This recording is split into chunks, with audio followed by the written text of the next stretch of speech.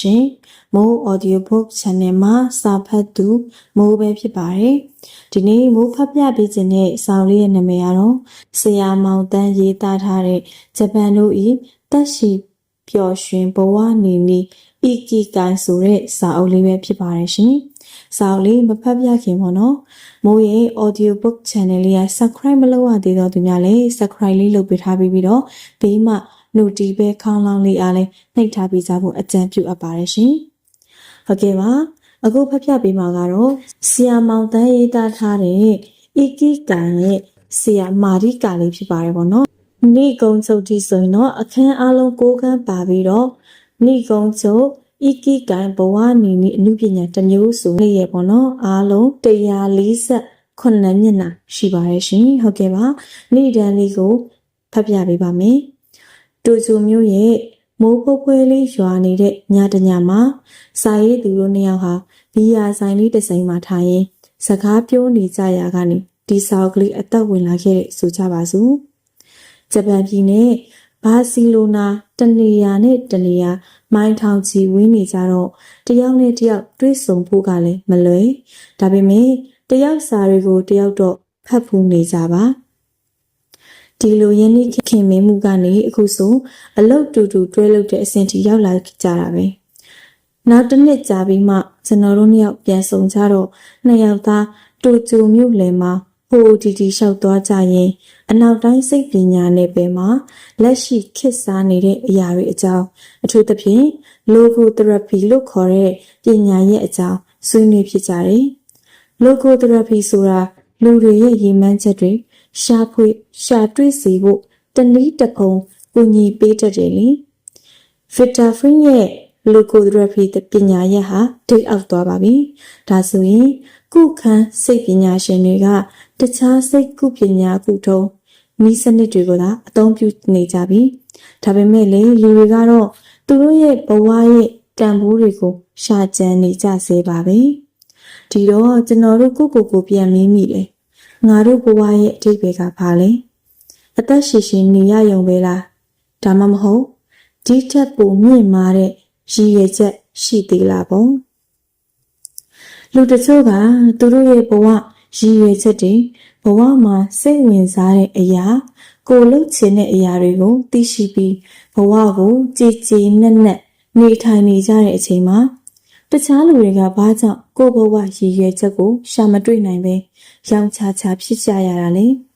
ဒီလိုပြောရင်းဆိုရင်းနဲ့အခုစာအုပ်ရဲ့ခေါင်းစဉ်ဖြစ်တဲ့ Ikigai ဆိုတဲ့စကားလုံးခေါင်းထဲဝင်လာတာပါပဲဒီဂျပန်စကားလုံးရဲ့အကျဉ်းဖြင့်အဓိပ္ပာယ်ကတော့အလုံးများနေရတာကိုကျင့်နဲ့ခြင်းတဲ့တနည်းဒါဟာ logotherapy နည်းစနစ်တစ်ခုပဲဒါပေမဲ့ဒီချက်တော့နည်းနည်းပိုနှက်ဆိုင်တာပေါ့ဒီနည်းစနစ်ဟာဂျပန်နိုင်ငံအိုကီနာဝါကျွန်းကဘိုးသက်ရှိဘွားသက်ရှိတွေရဲ့တော့ချက်တစ်ခုဆိုလဲမမှားဘူးအိုကီနာဝါကျွန်းမှာလူတသိန်းဆိုရင်အသက်100ကျော်သူ24.55 ဦးရှိပြီးကမ္ဘာပြင်းပြအသက်ရှည်နှုန်းထက်တောင်ပိုများသေးတယ်ဂျပန်နိုင်ငံတောင်ပိုင်းအိုကီနာဝါကျွန်းမှာနေတဲ့လူတွေဟာသူများတွေထက်ဘာလို့အသက်ပိုရှည်နေကြသလဲကျန်းမာနေကြသလဲဆိုတာကိုလေ့လာကြည့်တဲ့အခါတာမန်အလေ့အထတွေဖြစ်တဲ့ကျန်းမာရေးနဲ့ညီညွတ်အောင်စားတောက်တာဘဝကိုရိုးရိုးရှင်းရှင်းဖြတ်တန်းတာရင်နွေးချမ်းတောက်တာအပူပိုင်းသမဆုံမှာနေထိုင်တာစားတဲ့အချက်တွေအပြင်ဒီ Ikigai ဆိုတဲ့စကားလုံးတစ်လုံးတည်းကိုလည်းလေ့လာတွေ့ရှိခဲ့ရတယ်ဒီသဘောတရားကိုလေ့လာကြည့်တော့ဒီအကြောင်းနဲ့ပတ်သက်ပြီးစိတ်ပညာနယ်ပယ်နဲ့ကိုယ်ရည်ကိုယ်သွေးတိုးတက်ရေးနယ်ပယ်မှာစာအုပ်စာတမ်းတအုပ်မှမထုတ်ရသေးဘူးဆိုတာကိုလေ့လာတွေ့ရှိရတယ်ဒီ Ikigai ဆိုတဲ့စကားလုံးဟာအိုကီနာဝါကျွန်းကဘိုးသက်ရှိဘွားသက်ရှိတွေရဲ့အသက်ရှည်ရှည်အနာကင်းကင်းနေရခြင်းရဲ့အကြောင်းရင်းတစ်ခုများလားဘဝနေကုန်အဆုံးသတ်တဲ့အထိကျမ်းမာရှင်လန်းစွာနေထိုင်ဖို့အရေးပါတဲ့အချက်တစ်ခုများလားကျမ်းမာပျော်ရွှင်ပြီးတက်တန်းစိတ်နေနိုင်ဖို့အတွက်ဘယ်အရာတွေကများအခရာကြလဲဆိုတဲ့မိခွန်းတွေကျွန်တော်ခေါင်းထဲဝင်လာခဲ့တယ်ဒီကိစ္စတွေကိုကျွန်တော်အသေးစိတ်လေ့လာကြည့်တဲ့အခါထူးခြားတဲ့နေရာတစ်ခုကိုတွေ့ရတယ်အဲ့ဒါကအိုကီနာဝါကျွန်းရဲ့မြောက်စွန်းစွန်းမှာရှိတဲ့ အိုဂျီမီဆိုတဲ့ဂျင်းငလက်ငယ်မြုပ်ငယ်လေးတစ်ခုပဲပြင်းများလူပေါင်း3000လောက်ရှိတယ်ကမ္ဘာလူသက်တမ်းအရှိဆုံးနေရာတစ်ခုပေါ့ဒါကြောင့်လေဒီရွာကိုတက်ရှည်ရွာလို့ခေါ်ကြတာဖြစ်မယ်အိုကီနာဝါကျွန်းဟာဂျပန်လူမျိုးတွေအကြိုက်ရှိကွာစာရှောက်တီးပုံစံဒီတစ်မျိုးထွက်တဲ့ဒေတာတစ်ခုအဲ့ဒီတတိကအရွယ်အိုမင်းမှုကိုတားဆီးပေးတဲ့အန်တီအောက်ဆင်တင်တွေအတက်တွေအများကြီးပါတယ်ဒီချက်ကြောင့်များအိုဂျီမီကျွန်းကလူတွေဟာသူများတွေထက်ပိုအသက်ရှည်တာများလားမရင်ကရင်နွေးချမ်းကြိုဖို့သုံးတဲ့တန့်ရှင်းတဲ့ရှည်ကြောင့်များလားပေါ့ဒီတော့နောက်ဆုံးမှာအဲ့ဒီအဖိုးဖွားတွေစီလူကိုယ်တိုင်သွားပြီးလေ့လာဖို့ဆုံးဖြတ်လိုက်ကြတယ်ဒီကိစ္စနဲ့ပတ်သက်ပြီးတစ်နှစ်လောက်ကြိုလေ့လာလိုက်ရတယ်ပြီးတော့ကင်မရာတွေကိုစီနဲ့အိုဂျီမီရွာကိုတွားကြတော့တာပဲအဲ့ဒီရွာသူရွာသားတွေဟာသူတို့ရဲ့တိုင်းရင်းဘာသာစကားမျိုးပြောကြပြီးတစ်ပင်တွေကိုကိုးကွယ်ကြတယ်ဘင်နာဂရာလို့ခေါ်တဲ့သပင်ရှိရှိနဲ့တောဆောင်နတ်ဟာသူတို့ဖျားပေါ့အဲ့ဒီကိုရောက်တော့ကျွန်တော်တို့ဟာဒေသခံတွေရဲ့လှိုင်လဲဖော်ရွေမှုကိုခန်းစားကြရတယ်သူတို့ဟာဟာတာတွေပြောရင်ဘဝကိုပျော့ပျော့ရွှင်ရွှင်နေတတ်ကြတယ်အဲ့ဒီမြို့လေးဟာလေကြည်လင်တန့်ရှင်းနေတဲ့စမ်းချောင်းတွေဝန်းရံနေပြီးစိမ့်လန်းဆူပြေတဲ့စုံတော်မြိုင်အလယ်မှာပျော်ရွှင်ကြည်နူးဖွယ်နေရာလေးတစ်ခုပါပဲအဲ့ဒီကအသက်အကြီးဆုံးလူတွေရဲ့စကားပြောကြည့်တော့သူတို့အသက်ရှည်ကျန်းမာခြင်းဟာရှေ့ကပြောခဲ့တဲ့တဘာဝကပေးတဲ့လက်ဆောင်တွေထက်ပိုတဲ့အရာတစ်ခုရှိတယ်ဆိုတာနားလည်လိုက်တယ်သူမတူအောင်အေးချမ်းပျော်ရွှင်မှုနဲ့အတူသူတို့ရဲ့ဘဝကိုကြည်နက်စွာဖြတ်သန်းနေကြတာတွေ့ရတယ်တဖန်လာပြန်ပြီးအီကီကိုင်ဘာလဲအီကီကိုင်ဆိုတာဘလို့အထိပ္ပယ်လဲဘလို့ရအောင်လုပ်ရမလဲဒီအိုကီနာဝါကျွန်းမှာဒုတိယကမ္ဘာစစ်တုန်းကလူပေါင်း2သိန်းခန့်အသက်ဆုံးရှုံးခဲ့ရတာကိုသိရတော့ကျွန်တော်တို့အံ့ဩခဲ့ရတယ်ဒါပေမဲ့သူတို့ဟာတိုင်းသဘာသားတွေကိုအမျက်ဒေါသမထားဘဲသူတို့ရဲ့ဘဝကျင့်စဉ်တစ်ခုဖြစ်တဲ့အီချရီဘတ်ချိုဒီကိုနဲ့တခါမှမတွေ့ဘူးပေမဲ့လူတိုင်းကိုညီကိုရင်းလို့ဆက်ဆံပါဆိုတဲ့စကားနဲ့အညီနေထိုင်ကြတယ်။ဒါကြောင့်အိုဂျီမီရွာသားတွေရဲ့ဘဝပျော်ရွှင်မှုလှုပ်ဝက်ချက်တစ်ခုဟာမိသားစုစိတ်ဓာတ်ရှိဖို့တနည်းလူအတိုင်းဝိုင်းနဲ့နေထိုင်ဖို့ဆိုတာပါပဲ။အဲ့ဒီကျွန်းသားတွေဟာငယ်ရွယ်စဉ်ကလေးကယူအီမာရိုဆိုတဲ့အသင်းအဖွဲ့နဲ့နေထိုင်ခြင်းဆိုတာကိုကျင့်သုံးကြတယ်။ဒါကြောင့်လေသူတို့ဟာတဦးကိုတဦးကိုညီဖို့လက်မနေတတ်ကြတာပေါ့။တယောက်နဲ့တယောက်ရင်းရင်းနှီးနှီးမိတ်ဆွေဖွဲ့ဖို့အစားအစာကိုအသင့်အတင့်သာစားဖို့လုံလောက်စွာအိပ်ဆက်အနားယူဖို့ပုံမှန်ကိုယ်ကာယလေ့ကျင့်ခန်းတွေလုပ်ဖို့ဆိုတာကျန်းမာရေးအတွက်အရေးကြီးသလိုအိုကီနာဝါကျွန်းကအဖိုးအဖွားတွေအတွက်နှစ်ပေါင်းရာချီပျော်ရွှင်ပွဲမွေးနေ့ကိုဆင်နွှဲနိုင်ဖို့ဆိုတာကလည်း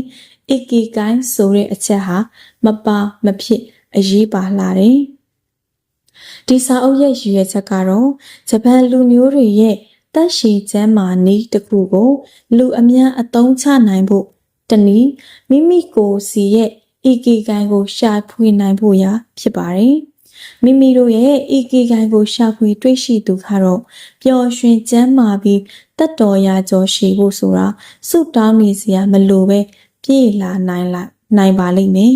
ပျော်ရွှင်ပွဲဘဝခရီးလမ်းဖြစ်ကြပါစေဟက်တာဂါစီယာဖရစ်ဆက်မီရာလက်အခန်း1အီကီကိုင်းနုပြိုခြင်းအနုပညာမိတ်ဆွေလူဖြစ်လာရခြင်းရည်ရွယ်ချက်ကဘာလဲဂျပန်လူမျိုးတွေကိုစီမှာသူတို့ကိုယ်ပိုင်အီကီကိုင်တွေရှိကြပါတယ်တချို့ကသူတို့ရဲ့အီကီကိုင်ကိုရှာတွေ့သွားကြပေမဲ့တချို့ကတော့ရှာဖွေဆဲပါပဲကိုယ်ထဲမှာရှိနေတာတော့မမြင်နိုင်မတွေ့နိုင်ကြတဲ့သူတွေလည်းရှိကြသေးရဲ့ကျွန်တော်တို့ရဲ့အီကီကိုင်ဟာကျွန်တော်တို့ကိုယ်စီရဲ့ရှင်ထဲမှာကိန်းအောင်နေပြီးသားပါဒါပေမဲ့သူ့ကိုရှာတွေ့ဖို့ဆိုတာကတော်တော်စိတ်ရှည်လက်ရှည်ရှာဖို့လိုတယ်ကမ္ဘာအသက်ရှည်ဆုံးလူတွေနေထိုင်တဲ့အိုကီနာဝါကျွန်းကတက်တော်ရာကျော်ရှည်သူတွေရဲ့အပြောအရ ဧကီကိုင်းဆိုတာလူတစ်ယောက်တစ်နေ့တာကိုစတင်ခြင်းရဲ့အကြောင်းအရင်းပဲတဲ့ကိုလုပ်တဲ့အလုပ်ကနေဘယ်တော့မှအငြိမ်းစားမယူနဲ့ကိုရဲ့ဧကီကိုင်းကိုရှင်းရှင်းလင်းလင်းရှိထားခြင်းဖြင့်ပျော်ရွှင်မှုကျေနပ်ဖွယ်ရာတွေနဲ့ဘဝကိုအထိပ္ပယ်ပြည့်စေပါတယ်ဒီစာအုပ်ရဲ့ရည်ရွယ်ချက်ကလည်းကိုရဲ့ဧကီကိုင်းကိုရှာဖွေဖို့နဲ့ကိုစီစိတ်ပါကိုစိတ်နှစ်ပါးကျမ်းမာချမ်းသာရေးနဲ့ပတ်သက်တဲ့ဂျပန်အတွေ့အခေါ်တသနာတွေဘဝအမြင်တွေကိုမျှဝေပေးဖို့ပါပဲဂျပန်ပြည်ကိုရောက်တော့အံ့ဩစရာတစ်ခုကလူတော်တော်များများဟာအလောက်ကပင်စင်ယူထားကြပြီမဲ့တက်ကြွလန်းဆန်းနေတဲ့အချက်ပဲတကယ်တော့ဂျပန်လူမျိုးတွေဟာအလောက်ကအငြိမ်းစားယူတယ်လို့မရှိဘူးဗျအသက်ရှိတဲ့၍သူတို့နှစ်သက်သဘောကျတဲ့အလုပ်ကိုဆက်လုပ်နေတတ်ကြတာတကယ်တော့အင်္ဂလိပ်စကားလိုအငြိမ်းစားယူတာကိုအလုပ်ကိုထာဝရစွန့်ခွာသွားသည်ဆိုတဲ့အဓိပ္ပာယ်နဲ့စကားလုံးဂျပန်စကားမှာကိုမရှိတာဂျပန်နိုင်ငံအကြောင်းကောင်းကောင်းနားလည်တဲ့ National Geographic သတင်းထောက်တမ်ဘူအတနာကတော့ဂျပန်ယဉ်ကျေးမှုမှာဘဝရည်ရွယ်ချက်ရှိဖို့ဆိုတာအသက်တမျှအရေးကြီးတဲ့ဒါကြောင့်ကျွန်တော်တို့တွေးနေတဲ့အငြိမ်းစားယူရဲဆိုတာဂျပန်မှာမရှိဘူးတဲ့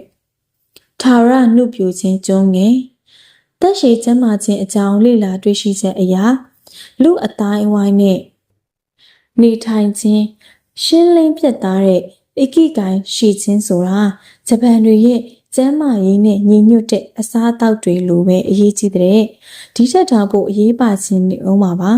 အပြာရောင်နေမြေလို့ခေါ်တဲ့တက်ရှိအသက်အရှိဆုံးလူတွေနေတဲ့အိုကီနာဝါကျွန်းနဲ့တခြားဒေသတွေကအသက်တရာရှိသူတွေကိုစေပညာအရာ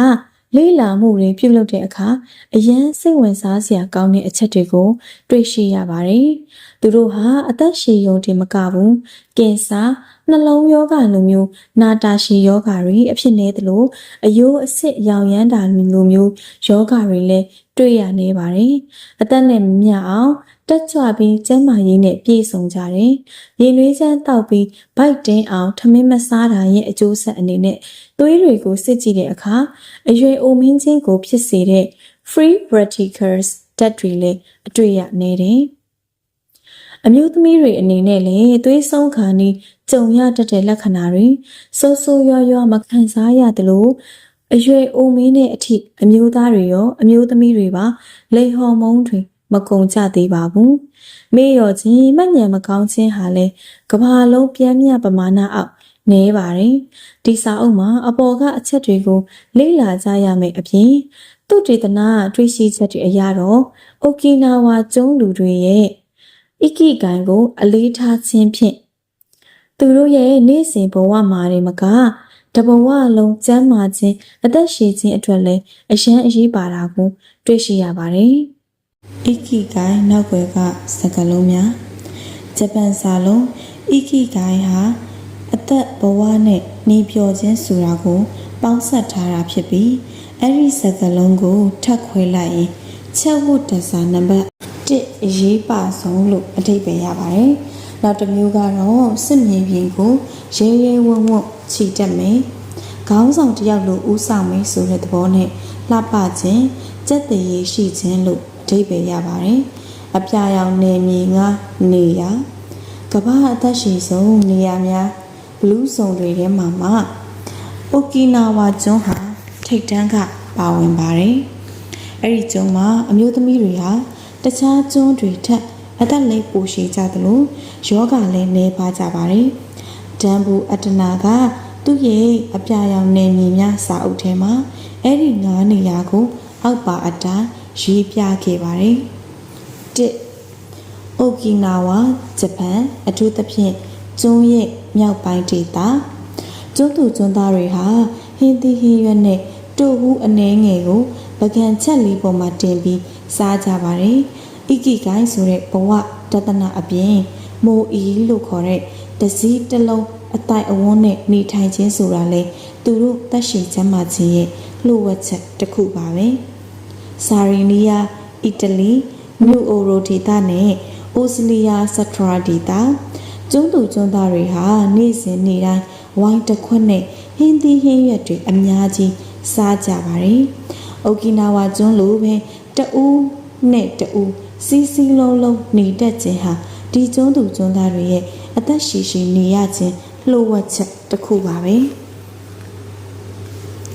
လိုမာလင်ဒါကယ်လီဖိုးနီးယားသုတေသနသုတေသီတွေဟာအမေရိကန်နိုင်ငံရဲ့အသက်ရှည်ဆုံးလူတွေဖြစ်တဲ့ 70 Adventist တချို့ကိုလေ့လာခဲ့ကြတယ်။ဘာသာပြန်သူ 70 Adventist ဆိုတာခရစ်ယာန်ဘာသာဂိုင်းခွဲတစ်ခုရဲ့အသင်းသားတွေဖြစ်ပြီးခရစ်တော်ဟာကဘာကြီးကိုပြန်လာမယ်လို့ယုံကြည်ကြတယ်။သူတို့ရဲ့ဥပုံနေ့ကိုတနင်္ဂနွေနေ့မှာမလုပ်ဘဲစနေနေ့မှာပြုလုပ်တယ်။လီနီကိုရာကျွန်းကိုစတာနီကာဒီကျွန်းမှာနေထိုင်သူတွေအသက်60ကျော်တဲ့တိုင်အောင်အရန်တက်ကြွဖြက်လက်ကြတာတွေ့ရတယ်။ကျွန်းရဲ့အသက်အကြီးဆုံးလူတွေဟာလယ်ကွင်းမှာအလုပ်လုပ်ဖို့အတွက်နေ့တိုင်းမနက်9 နာရီခွဲမှာအိပ်ရာထားလိရှိကြတယ်။ငါအာကာရီကာဂရိတာကီနိုင်ငံအစွန်းနားမှာရှိတဲ့ဒီကျွန်းမှာလူ3ယောက်မှာ1ယောက်နှုန်းဟာအသက်60ကျော်တွေပါဒါကြောင့်လေသက်ရှိကျွန်းလို့သမုတ်ကြတာပေါ့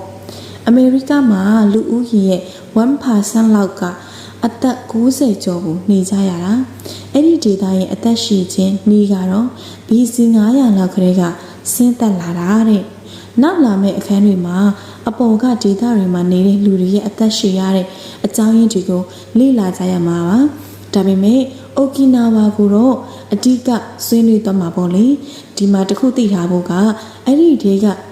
3ခုဟာကျွန်းတွေဖြစ်ပြီးအစာရေစာတွေလည်းပေါပေါများများမရှိတာကြောင့်ကျွန်းကလူတွေဟာတယောက်ကိုတယောက်တနည်းနည်းနဲ့တနည်းကူညီကြရတယ်သူတို့တွေအများစုအတွက်ကတော့တယောက်ကိုတယောက်ကူညီခြင်းဆိုတာဟာသူတို့ရှင်သန်နေရခြင်းရဲ့ဣကိဂိုင်ပဲထင်ပါရဲ့အပေါ်ဒေသ5ခုကိုလေ့လာခဲ့တဲ့သိပ္ပံပညာရှင်တွေရဲ့အပြောအရတော့အသက်ရှည်ရှည်နေထိုင်မှုအတွက်တောချက်တွေကတော့အစားအသောက်လေ